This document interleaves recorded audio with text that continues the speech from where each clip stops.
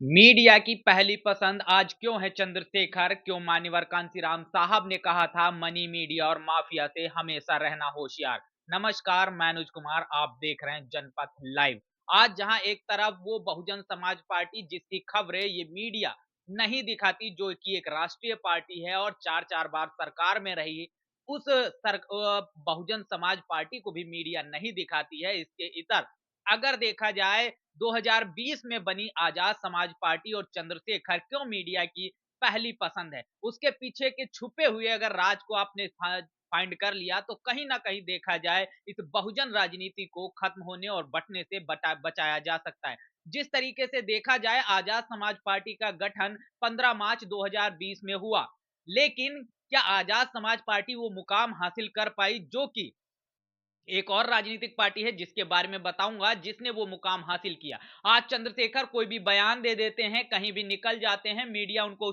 अपने स्टूडियो में बिठाकर बड़ी बड़ी खबरें करती है और वो चंद्रशेखर कहते हैं कि मैं बसपा का विकल्प हूं, बसपा खत्म हो रही है और मैं बसपा की जगह खड़ा हूंगा, मैं मान्यवर कांशीराम साहब का वारिस हूं। इस तरीके की तमाम बातें करते हुए नजर आते हैं। लेकिन क्या चंद्रशेखर ने वो मुकाम हासिल किया है? क्या चंद्रशेखर सच में उस राजनीतिक पार्टी के इतना कामयाब हुए हैं? फिर भी क्यों आज चंद्रशेखर मीडिया की पहली पसंद है? उसके पीछे का एक ही कारण है, इस बहुजन राजनीति को कहीं ना कहीं खत्म करने की कवायद करना, बहुजनों को आपस में ही लड़ाना। ये एक बड़ी चाल है और इसके पीछे एक तमाम बड़ा षड्यंत्र होता हुआ नजर आ रहा है।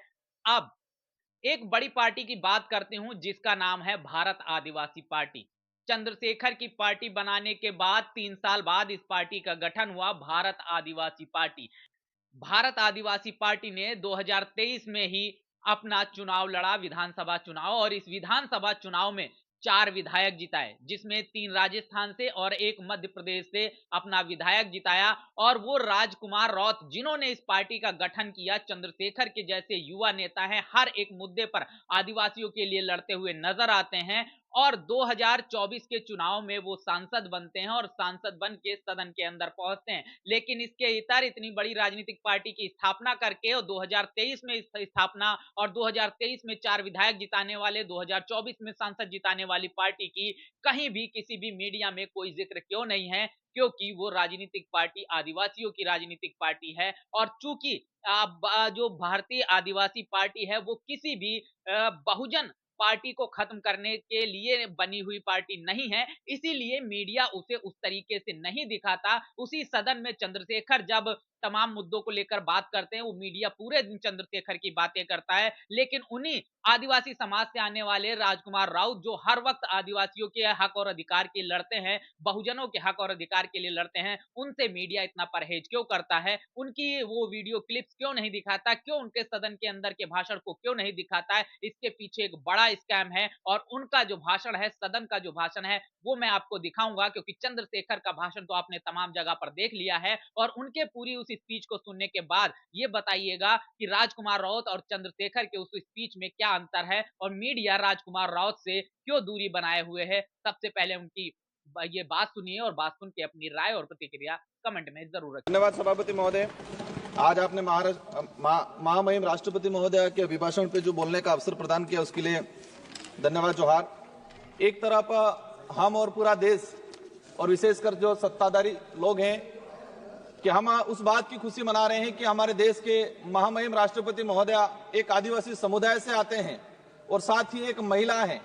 लेकिन वर्तमान में देखा गया है पूरे देश के अंदर अगर सबसे ज्यादा अगर कोई पीड़ित है, किसी पे अत्याचार हो रहा है, तो वो आदिवासी समुदाय है और महिलाएं हैं। आज मणिपुर का उदाहरण देख लें। हम ये कह रहे हैं कि हमारे देश की महामहिम, हमें भी खुशी है, लेकिन एक तरफ तकलीफ है इस बात की कि देश के अंदर आदिवासी समुदाय के साथ सबसे ज्यादा अत्याचार हो रहा है और महिलाओं के साथ सबसे ज्यादा अत्याचार हो रहा है। इसका ताजा उदाहरण मणिपुर का देख लो, राजस्थान, मध्य प्रदेश, छत्तीसगढ़ के अंदर देख लो। विकास के नाम से आदिवासियों को विस्थापित किया जा रहा है। एक दौर था आजादी के बाद, इस देश की आम जनता ने, गरीब ने, आदिवासी ने ये सांस ली थी कि हम अच्छे दिन आएंगे, उज्जवल भविष्य होगा। हमने देखा है वो दौर कि आज से 20-25 साल पहले आदिवासी गरीब दलित व्यक्ति अपनी जरूरतें पूरी करने के लिए, अपने बच्चों को पढ़ाने के लिए, अपनी बीमारी का इलाज कराने के लिए जमीन और जेवरात गिरवी रखता था। लेकिन आज देखा गया है, आज से 20 साल पहले जमीन और जेवरात गिरवी रखता था और आज इतना मजबूर हो गया है कि कई इलाके के अंदर यह देखा गया है कि आदिवासी समुदाय अपने बहन बेटियां या अपने छोटे बच्चे को गिरवी रख रहा है। आज हमारे डबल इंजन की सरकार है, राजस्थान के अंदर कोटड़ा में आए दिन घटनाक्रम हो रहे हैं कि आदिवासी समुदाय के ऐसे हालात हो गए हैं, इन पहाड़ों के अंदर सरकार की योजना कागजों में रहती है, धरातल पर नहीं पहुंच पाती है। और कई ऐसी घटना सामने आई है कि इन परिवारों ने बच्चों को गिरवी रखा है, नाबालिग बच्चों को गिरवी रखा है गुजरात के अंदर कई इलाके के अंदर। ये छोटा मोटा आंकड़ा नहीं है, ये आंकड़ा सैकड़ों में आया हुआ है और हम बड़ी बड़ी बातें कर रहे हैं। महामहिम सभापति महोदय, आज ये देखा गया है कि हम आत्मनिर्भर की बात कर रहे हैं। हमारे बड़े बुजुर्ग भी कहा करते थे कि बच्चे को पैरों पे खड़ा करना सिखाना है, मतलब उसको आत्मनिर्भर बनाना है। लेकिन आज देखा गया है कि देश की आम जनता आत्मनिर्भर कम होती जा रही है और किसी न किसी ऐसे माहौल बना दिया गया है कि वो हर किसी पे निर्भर होता जा रहा है। और विशेषकर देखा गया है आदिवासी, दलित या पिछड़ा वर्ग। माननीय सभापति महोदय, अभिभाषण के दौरान आदिवासी इलाके के अंदर 30 मेडिकल कॉलेज की बात हुई, अच्छी बात है, हम भी चाहते हैं, लेकिन इन मेडिकल कॉलेज की धरातल पे स्थिति क्या है? कई ऐसे केस आए हैं, एक डिलीवरी महिला उस मेडिकल कॉलेज में जा रही है, सोनोग्राफी के लिए चिट्ठी लिखवा रही है और उसका नंबर आ रहा है 1 महीने बाद, तब तक तो बच्चा पैदा हो रहा है और बच्चे का नामकरण भी हो रहा है, तब तक नंबर आ रहा है। कई ऐसे केस आए, हमारे डूंगरपुर का केस आया था कुछ समय पहले, जब व्यक्ति गया इलाज के लिए, उसका नंबर आया 1 महीने बाद और तब तक उसका अंतिम संस्कार हो गया था। ये स्थिति बनी हुई है, मतलब पीएससी सीएससी से भी बदतर स्थिति मेडिकल कॉलेज की बनी हुई है धरातल पे अंदर। अगर हम जाएंगे वहां, मैं खुद सांसद हूं, मैंने कई विजिट किया, मेरे वहां संसदीय क्षेत्र बांसवाड़ा डूंगरपुर में जमीर नहीं मानता वहां जाने का, क्योंकि ऐसी हालात बनी हुई है, ये पड़े रहते हैं लोग, नंबर नहीं आता है, जांच नहीं हो पा रही है। तो हम चाहते हैं कि जो योजना है उसको धरातल पे इंप्लीमेंट किया जाए।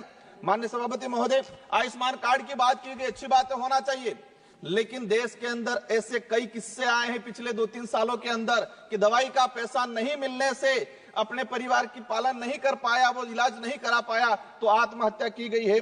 माननीय सभापति महोदय, बिरसा मुंडा जी के लिए जनजाति गौरव दिवस मनाया गया, हम भी स्वागत करते हैं, इसकी घोषणा हुई, लेकिन सिर्फ घोषणा होने से, मनाने से नहीं जमेगा। बिरसा मुंडा जी चाहते क्या थे, उनके विचार क्या थे, उनके उद्देश्य क्या थे, इन पे हमें काम करने की जरूरत है। आज वो जल जंगल जमीन का बात करते थे, अबुआ दिसम अबुआ राज की बात करके गए थे वो, लेकिन आज क्या हो रहा है, जल जंगल जमीन उद्योगपतियों को दिया जा रहा है भेंट में और वहां पर खत्म किया जा रहा है। बिरसा मुंडा जी के उपदेशों पे जाना पड़ेगा, उनके विचारों पे जाना पड़ेगा, सिर्फ जनजाति गौरव दिवस मनाने से काम नहीं चलेगा।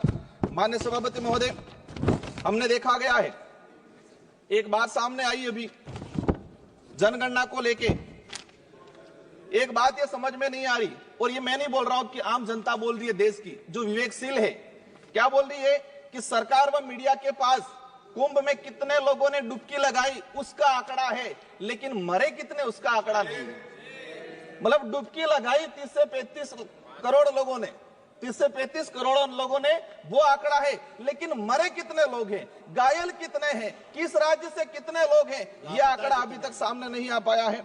माननीय सभापति महोदय, जल जीवन मिशन की बात हुई, जल जीवन मिशन से हमें भी लगा, लेकिन मैंने इसी सदन में क्वेश्चन लगा के निकलवाया है कि आदिवासी बाहुल्य क्षेत्र के अंदर, मैं मेरे संसदीय क्षेत्र की बात करूं, जल जीवन मिशन में हमारा जो जैसे जिला आता है प्रतापगढ़ 30% उपलब्धियां प्राप्त हुई, उदयपुर में 31%, डूंगरपुर के अंदर 27% और बांसवाड़ा में 24%, मतलब 24% घरों तक नल पहुंचाने के लिए अभी तक टारगेट ट्राइबल इलाके के अंदर हुआ है, वो भी कागजों में, लेकिन धरातल पे स्थिति कुछ और है। माननीय सभापति महोदय, हमारा वहां पर करना बैक वाटर सरकार में हमने सेंक्शन कराया था, लेकिन उसका आज तक वर्क ऑर्डर नहीं गया। अंतिम एक लाइन, एक मिनट का सर रहा है। आज देखा गया है, ये देश तब महत्वपूर्ण या तब मजबूत रहेगा जब इस देश के अंदर रहने वाला प्रत्येक धर्म, प्रत्येक जाति के अंदर भाईचारा रहेगा। राजस्थान के अंदर धर्मांतरण को लेके एक विधेयक आया, हम चाहते हैं शांति से रहना चाहते हैं, हम नहीं चाहते कि आदिवासी को आदिवासी से लड़ाया जाए। नहीं बोलना चाहते हैं, ओवैसी जी प्लीज,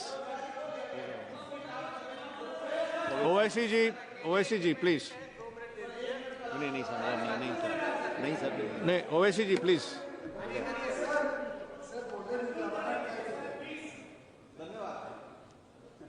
पीयूष भाई मुझे भी देंगे टाइम आप मुझे भी देंगे टाइम आप। हाय हाय। ठीक है राजकुमार जी आप बोलिए। ये माइक तो ऑन करें। चलिए सरकार की बात सर हकीकत ये है, मैंने ये ऑथेंटिक आंकड़े के साथ बोल रहा हूं कि जिस स्कूल के अंदर आज से 10 साल पहले सरकारी स्कूल में 200 बच्चे पढ़ रहे थे, उसी स्कूल में आज 50 बच्चे पढ़ रहे हैं। ट्राइबल इलाके के अंदर 3-3 क्लास के बच्चे एक रूम में बैठ रहे हैं। किस क्वालिटी का एजुकेशन जा पाएगा?